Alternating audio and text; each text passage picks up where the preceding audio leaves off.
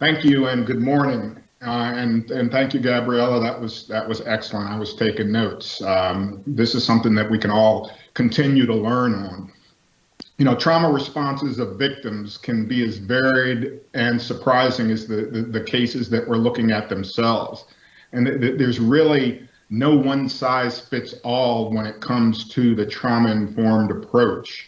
There's no specific set of questions or actions that will always guarantee a positive outcome. We can, however, ensure that our response does not cause more harm and assure victims through our actions and words that we are there to support and protect them every step of the way. The victim-centered trauma-informed response calls for all players in the criminal justice system playing off the same sheet of music to effectively serve the victim. That means coordinating, being compassionate, remaining objective, and making certain that we're crossing all the T's, dotting all the I's, having thorough investigations. The trauma-informed framework really provides the shift that allows us to effectively recognize and respond to trauma. Trauma was something when I came on way back in 1986 we didn't understand at all. We didn't even use the term. Now that we understand it better, we need to do better. Because without it, a first responder, an officer, a local service provider, without having a depth of knowledge of this and knowing how to navigate and work with the victim, we can unwittingly become the first link in a long chain of re-traumatizing individuals, processes, and events confronting a victim attempting to navigate the system. The quality of our initial contact really sets the tone for the rest of that victim's experience. And supporting and empowering the victim is key, as Gabriella alluded to. And so it's important that as much as we can through the interview process, through our interactions with the victim, that we let them make as many choices as possible. Choosing the location of the interview, if possible. If it must be at the agency, is there a soft room available, like up top to the left, as opposed to the normal interrogation type room? And by the way, we interrogate suspects. We interview victims. We should never interrogate a victim. They should be able to choose to have a support person of their choice during the interview. When they come into the interview room, we need to let them choose where they want to sit. We need to continually check in with that victim, ask them, if they need a break, and let them know from the beginning that they can stop the interview at any time they feel they need a break. Let them know at the beginning and throughout that, if they forget something, don't worry about it. Or try to fill in the blanks. This is normal for somebody who's been through an event like they've been through. So we've got to normalize that because it absolutely is normal. We want to make certain that our approach guides our response, that it strives to maximize victim safety, followed closely by holding perpetrators accountable.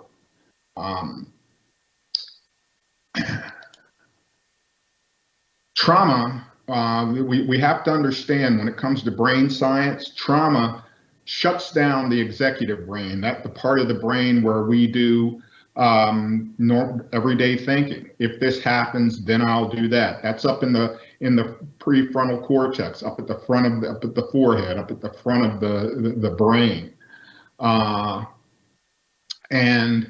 But trauma activates the survival brain back down here at the brain stem, and we have to recognize that, and we have to realize that this style of interviewing seeks information from the part of the brain that was activated during the event.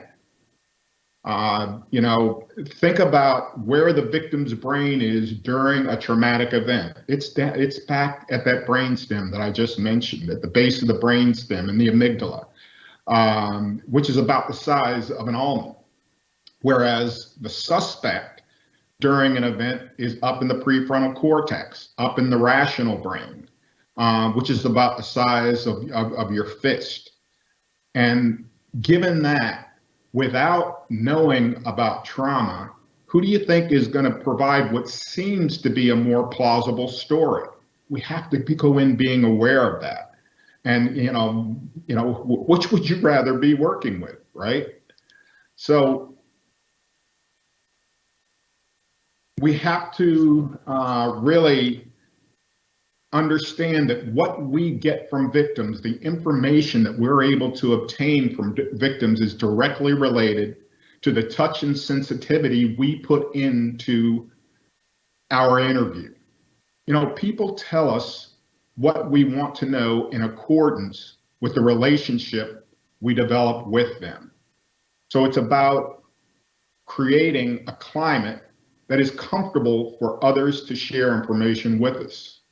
We must invest the time and effort. We want to start with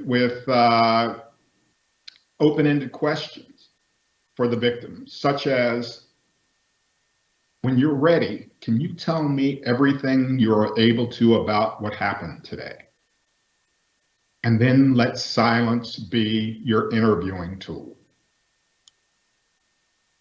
We have to be patient and allow the victim to set the pace. As this happens, you'll find a large amount of information will often be provided, some of it which won't be needed. But we are listening for golden nuggets of information. The more a person pays attention to, the more you and I pay attention to, the more we tend to remember, and vice versa. If we're not paying attention, you might not remember. So we want to zero in on what that victim was paying attention to during the event. In these cases, that just the facts, ma'am, just the facts doesn't work. It doesn't work in this type of environment because of the way trauma impacts the brain. In the prefrontal cortex, memories are laid down in a linear fashion.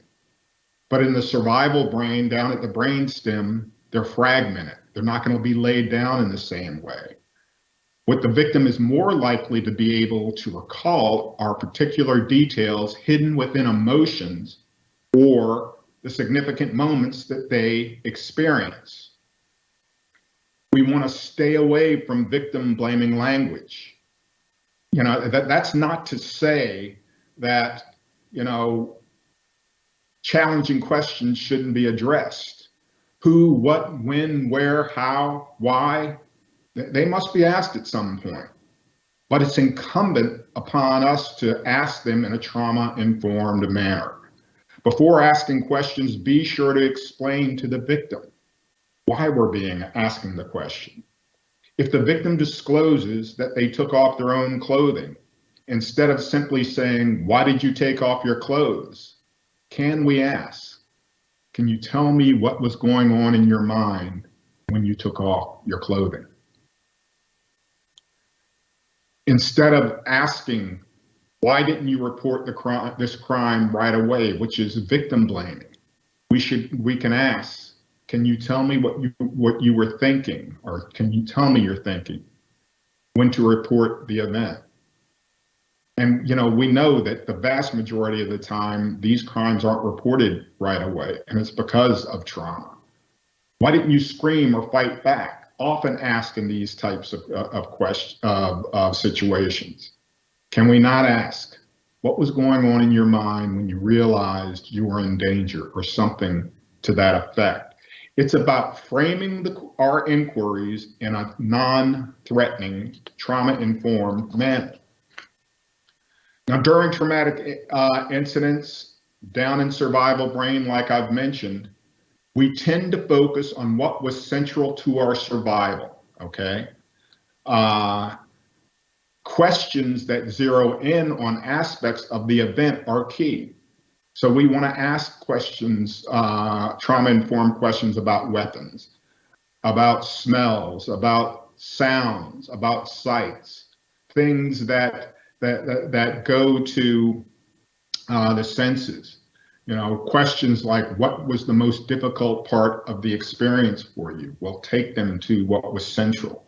What about this experience will you never forget? And by the way, you know, asking them what time was it?